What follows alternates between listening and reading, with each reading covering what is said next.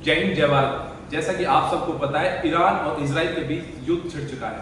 तो वहां पर अभी हाल फिलहाल में ईरान के ऊपर जो हमला हुआ है वो अमेरिका और इजराइल ने बहुत ज़बरदस्त तरीके से उनके सुप्रीम लीडर को मार दिया गया है। तो ईरान ने पलट वार में कई देशों पर हमला कर दिया है, यहाँ तक कि यूएई, कतर, बहरीन, यहाँ तक कि फ्रांस, ब्रिटेन, इन पर हमला कर दिया है, उनके दूतावासों पर। तो मैं कहना चाहूँगा, और इस युद्ध के बारे में हम एक इंटरव्यू लेना चाहते हैं अली भाई के। Let's begin. जय हिंद जय भारत। जैसा कि आप सबको पता है कि पूरी दुनिया में युद्ध की जो परिस्थितियाँ है वो बहुत ज़्यादा गंभीर है। अभी हाल फिलहाल में ईरान, इजराइल और अमेरिका, इनकी जो युद्ध की, आपको पता होगा कि इजराइल और अमेरिका ने ईरान पर हमला कर दिया है।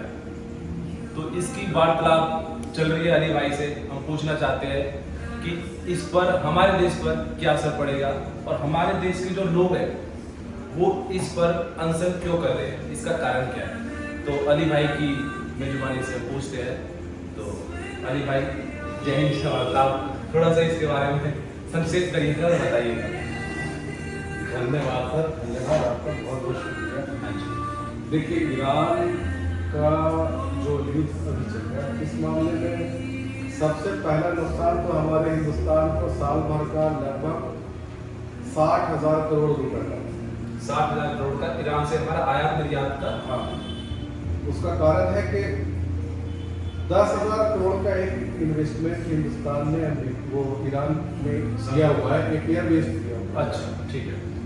उस एयरबेस से किसी भी कॉमर्शियल लेन देन का काम होता है।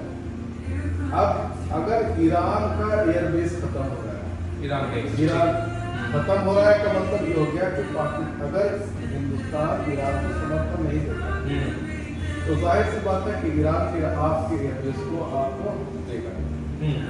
अभी तो उसने पूरे दुनिया के एयरबेस को खत्म किया हुआ है, किसी को भी वहाँ पे है। बिल्कुल सही बात। इंडिया की अभी एक फ्लाइट गई थी, वो वहाँ से रिटर्न होकर चली, ना वो ईरान में उतर पाया और ना ही वो इजराइल में, दोनों जगह के एयरबेस को बंद किए गए। अली भाई, मैं आपको छोटी सी चीज बता दूं, हमारा देश भी 2 भागों में बटा हुआ है। ये सच है कैसे कि कुछ, मतलब कि जो हमारी मुस्लिम कमेंट्री है वो यानी कि ईरान को समर्थन दे रही है, कुछ इजराइल को समर्थन दे रही है।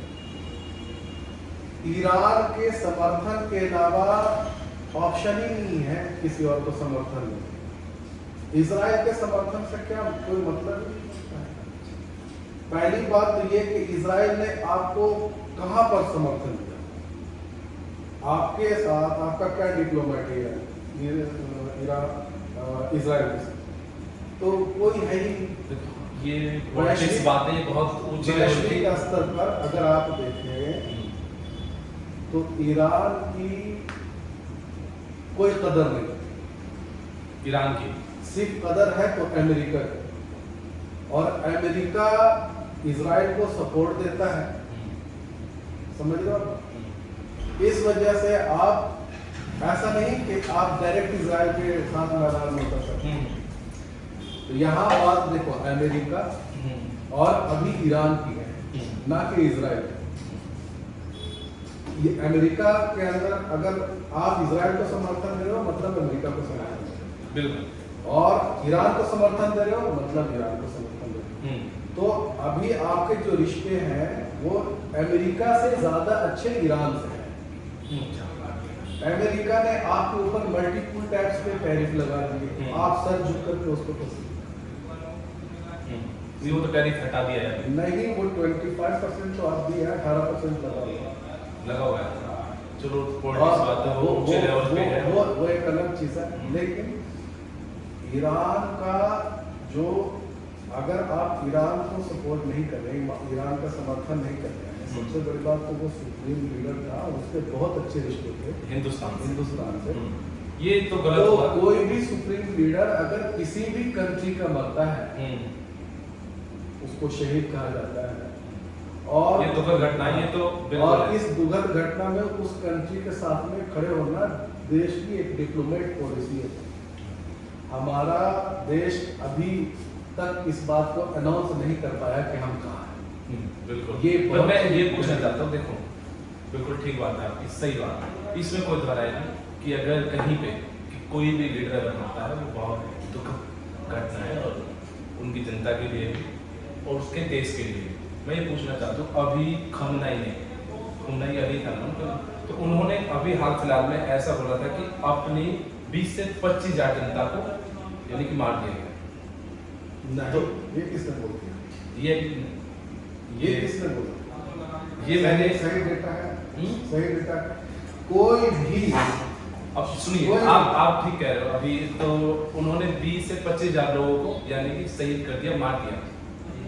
ऐसे लोग को यानी कि हमारे देश के जो सपोर्ट कर रहे हैं, तो ये ठीक है या गलत है? मैं पूछना चाहता हूँ। मतलब ये नहीं कि मुस्लिम सपोर्ट कर रहे हैं, हिंदू सपोर्ट कर रहे हैं, तो कोई भी नहीं, मुस्लिम हिंदुस्तान, अब देखो बात क्या है, हिंदुस्तान में किसी भी मामले को तुरंत हिंदू और मुस्लिम से जोड़ दिया जाता है, ये सही बात है। जब पर इसमें आप देखिएगा ना, जो सपोर्ट सबसे ज्यादा ईरान को कर रहे हैं वो मुस्लिम ही, नॉन मुस्लिम ज्यादा कर रहे हैं, क्योंकि उनकी इन्वेस्टमेंट ज्यादा है वहाँ, बहुत ज्यादा लोग रह रहे हैं। समझ रहे हैं आप? आपको बस एक ही व्यू दिखाया जा रहा है, वो आपकी गलती है कि आप एक ही व्यू देख रहे हो। नहीं हम एक जो नहीं देख, मैं तो कभी ये चीज, मैंने सोशल मीडिया कल खोला था, उस सोशल मीडिया पे अगर मैं आपको दिखाऊं तो 90% वो कौन कर रहे हैं जो सपोर्ट नहीं कर रहे हैं, पता है आपको? चिंटू टाइप लोग, जिनको इतिहास का ज्यादा बचा, जिनको इतिहास का उनको व्हाट्सएप पर ठेक दिया जाता है कि ये रहा हिस्ट्री, उसको वो इतिहास में। तो अली भाई ने यहाँ पर जिनको जो समझ में आए, अगर कोई शिक्षित व्यक्ति है, कल मैं एक बंदे का वो देख रहा था, अमेरिका से वो बेचारा बोल रहा था, ये हरियाणा के जिंद में रहने वाला है, कि भाई ईरान और इजराइल की जो ये लड़ाई चल रही है, उसके में हिंदुस्तान में बैठ करके जो लोग मिठाइयाँ बांट रहे हैं और ये बात बोल रहे हैं कि ये बहुत अच्छा काम हुआ, सिर्फ इस बात पे कि वो मुस्लिम है, तो उनको ये गलत है। उनको क्या ही पता है हिंदुस्तान की हिस्ट्री का, और क्या ही उनको पता है सिर्फ सिवाय नफरत के। ये मैसेज गलत है। मैं एक चीज और कहना चाहूँगा, किसी पहली बात तो किसी के मरने पर मिठाई नहीं बांटी जाती, ये बहुत ही दुखद बात है। दूसरी बात ये कि हिंदुस्तान की हिस्ट्री को आप अपनी नजरों से कभी नहीं दे सकते, उसको आपको पढ़ना पड़ेगा। आपके अगर माँ बाप की हिस्ट्री आपको जाननी है तो उनसे आपको सीखना पड़ेगा, उनसे आपको जानना पड़ेगा, समझना पड़ेगा। आप एक जो आपका पर्सपेक्टिव माइंड चलता है उसके तहत आप बैठ करके उनकी शक्ल सूरत से आप अंदाजा नहीं लगा सकते कि हमारे माँ बाप ने ऐसे ऐसे कमा करके हमको इस तरीके से परवरिश कर। समझ रहे हैं आप? अभी मैंने ईरान की एक वीडियो देखी थी, तो उसमें ईरान के ही लोगों ने यानी खमनाई की जो मौत हुई है उस पर खुशी जताई है, उसके लिए क्या बोला? देखिए, किसी के भी मौत पर बेशक मैं एक मेरा एक पॉइंट ऑफ व्यू बताता हूँ कि मुझे मान लीजिए कि मैं आपको वो जनता तो उनकी है ना, ईरान की। सुनिए, मैं आपको एक बात बताता हूँ। मान लीजिए कि मुझे आपसे नफरत है, मान लीजिए कि मुझे आपसे नफरत है, मैं दिल से नफरत करता हूँ आपसे, उसके बावजूद अगर आपकी मौत हो जाती है तो मेरा ये बिल्कुल भी राइट नहीं बनता है कि मैं आपकी मौत पर जश्न लूं। तो और अगर मैं ऐसा करता हूं तो यूं समझ लीजिए कि मैं इंसानियत के लिए सबसे घटिया हूं। समझ रहे हैं? किसी की भी मौत पर जश्न मनाना या खुशी मनाना, बेशक वो दुश्मनी क्यों ना, ये किसी भी धर्म का तालीम नहीं। और जो ऐसा कर रहे हैं वो धर्म की बाउंड्रीज को तो तोड़ ही रहे, इंसानियत की बाउंड्रीज को भी तोड़ रहे। तो यानी कि आपका कहने का मतलब ये है कि जो हमारे देश में प्रदर्शन लोग कर रहे हैं, प्रदर्शन कर रहे हैं और प्रदर्शन करना हिंदुस्तान के अंदर या किसी भी कंट्री के अंदर एक मौलिक अधिकार है और उस प्रदर्शन के जरिए ये जाहिर किया जाता है कि गलत को गलत हम बोल रहे हैं, हम जिंदा हैं, समझ रहे हैं आप? इसका ये मतलब हरगिज नहीं होता है कि हम मुस्लिम कंट्री को सपोर्ट कर रहे हैं और हम नॉन मुस्लिम कंट्री को अगेंस्ट कर रहे हैं। अब बात हमेशा इजराइल से हमारी जो मुस्लिम कम्युनिटी वो है, हमारे देश के जो मुस्लिम लोग हैं वो हमेशा इजराइल से क्यों नफरत करते हैं? हमेशा